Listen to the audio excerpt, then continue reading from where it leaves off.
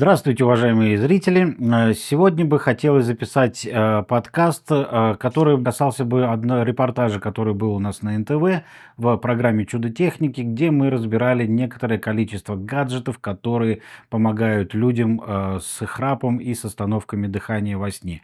Эти гаджеты люди могут купить самостоятельно и, соответственно, якобы могут помочь себе сами для того, чтобы избавиться от такого звукового феномена, как храп, который бывает очень проблемной ситуацией во многих жизненных ситуациях, что в семейных отношениях, что в отношении здоровья, что могут влиять пагубно на развитие различных хронических заболеваний. Почему я хотел записать данный репортаж, данное объяснение или как бы освещение той передачи, в которой уже практически все рассказалось. Вы это все можете посмотреть в этой программе, ссылку я оставлю в описании. Но просто немножечко было обидно. Во-первых, потому что записывали мы 2,5 дня, а показали меня там всего лишь 5-10 минут. И мне было не очень комфортно. Я очень много времени потратил на все эти записи. Поэтому хотелось бы все это прокомментировать собственными силами, для того, чтобы немножечко пошире, с медицинской стороны этого вопроса рассказать вам о том, что же там происходило. А происходила там очень замечательная вещь. В передаче участвовали трое желающих, которые храпели и хотели избавиться от храпа.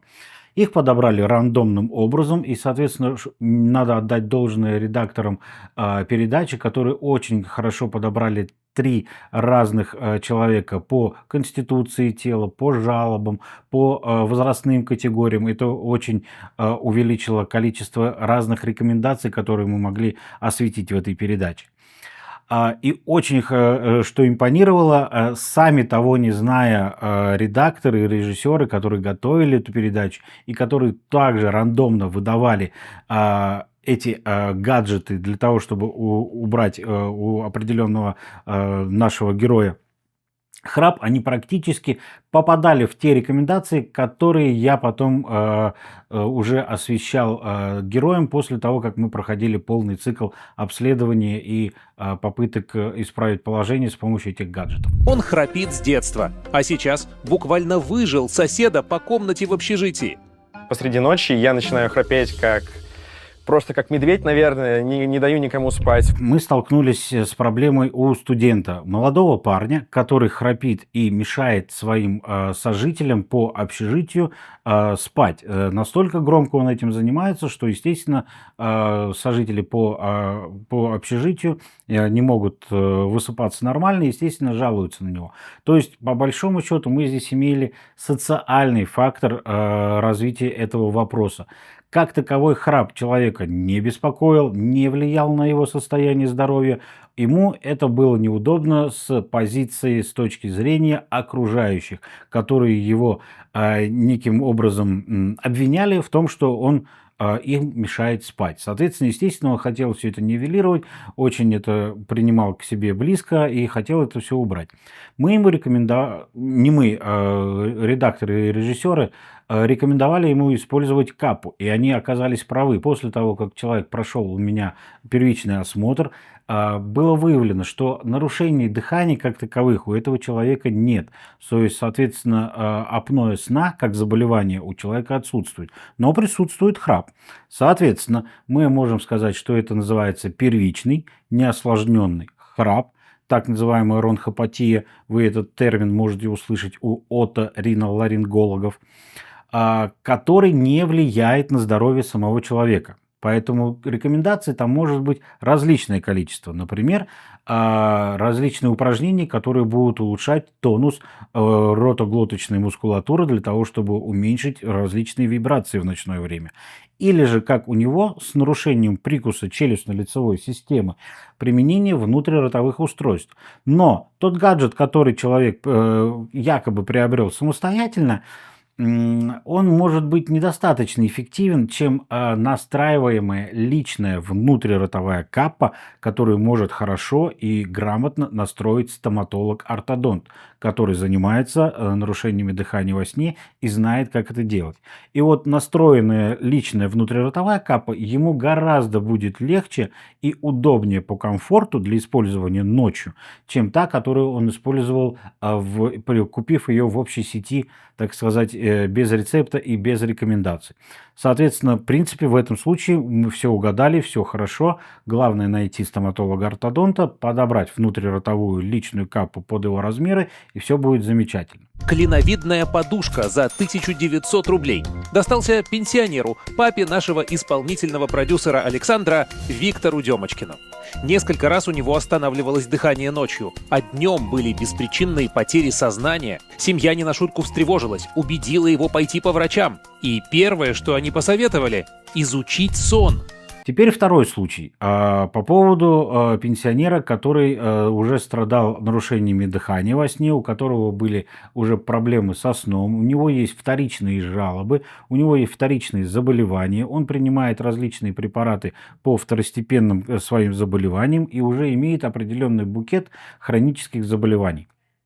Он использовал, соответственно, клиновидную подушку для того, чтобы улучшить положение тела. И опять-таки режиссеры оказались правы частично, потому что после первичной консультации и после обследования было выявлено, что да, у этого человека присутствует апноэ сна в легкой степени, в легкой форме оно выражается, и оно является позиционно зависимым.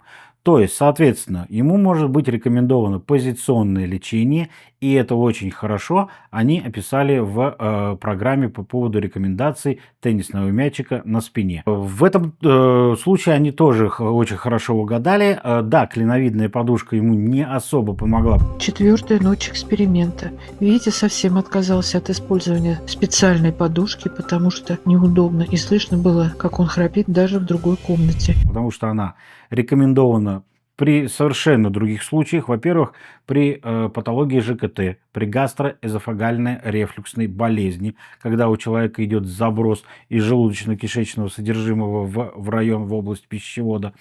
Тогда, когда мы поднимаем изголовье кровати на 15 сантиметров, тогда, соответственно, у нас уменьшается вот этот вот заброс. Да, в каких-то вариантах, в каких-то, возможно, случаях при изменении головного угла кровати мы можем снизить элементы храпа, но не у всех такие, опять-таки, смотря у кого какие особенности по челюстно-анатомическим своим особенностям, потому что люди все у нас разные, челюсти у нас разные, язычки у нас мягкие тоже, опять-таки, разные, соответственно, не всем будет это комфортно, и клиновидная подушка для прям лечения и излечения от храпа, а тем более от апноэ сна, конечно, никоим образом не поможет. Может быть, она улучшит состояние в плане носового дыхания, очень хорошо помогает для, например, для беременных, у которых заложенность носа бывает, риниты беременных. Вот, опять-таки, повторюсь, для патологии желудочно-кишечного тракта, но никоим образом не для лечения апноэ сна, когда у нас идут остановки дыхания.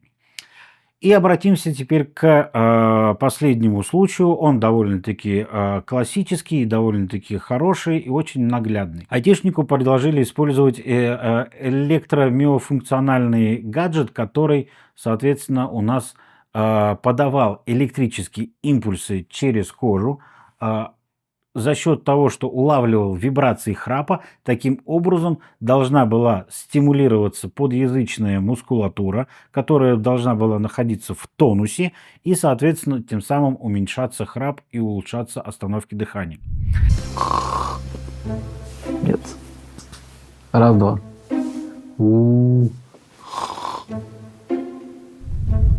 И опять-таки режиссеры угадали практически с рекомендацией, когда мы обследовали человека и выяснили, что у человека тяжелое апноэ сна в любом положении, то есть вне зависимости от позиции тела во время сна. Соответственно, что он страдает тяжелым апноэ сна, когда человеку показана СИПАП-терапия. Неинвазивная вентиляционная поддержка дыхательных путей для того, чтобы устранять серьезные остановки дыхания, от которых можно умереть, от которых может случиться инсульты, инфаркты и различные нехорошие последствия сердечно-сосудистой системы и когнитивных нарушений в частности. Стоит сказать, что да, такой метод лечения присутствует в сомнологических данных. Это так называемая нейроэлектростимуляция окологлоточного нерва, когда в человека внедряется определенный электростимулятор, через проводки подсоединяются через тело к мышцам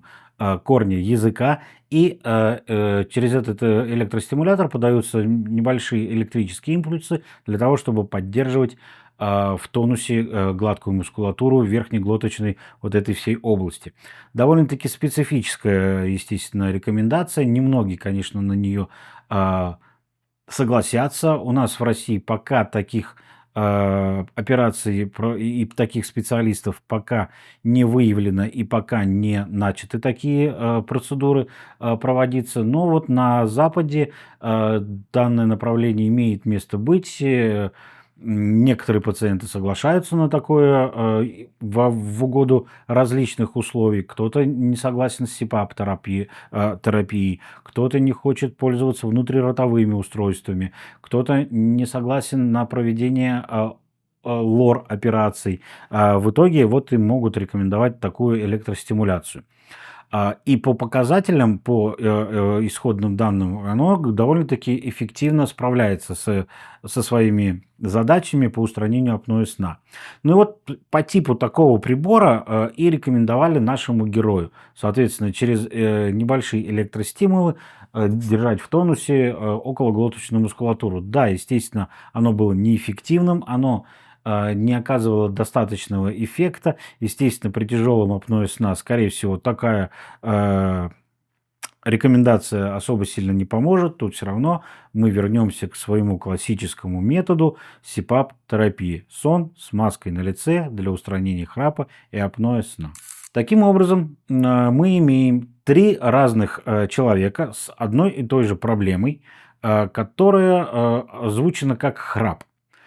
В итоге получилось, что у кого-то есть серьезное заболевание, когда нужно лечиться методами серьезной неинвазивной вентиляционной терапии, кому-то необходимо просто укрепить мышцы в связи с повышением возраста, а кому-то можно использовать определенные гаджеты для того, чтобы убрать просто звуковой феномен, который является социальным фактором, не оказывающим на состояние здоровья этого человека. И что я хотел этим сказать, что посмотрите, какое большое количество разнообразных ситуаций мы можем встречать в нашем мире. И, соответственно, когда человек говорит «я просто храплю», за этим может скрываться довольно-таки большой, можно сказать, так сказать, скрытый айсберг очень больших проблем, большого количества вопросов, в которых необходимо разбираться. Я надеюсь, что вам это видео будет полезно для того, чтобы хотя бы чуть-чуть разобраться в ситуации, проблемах храпа и понять, к какому специалисту необходимо обращаться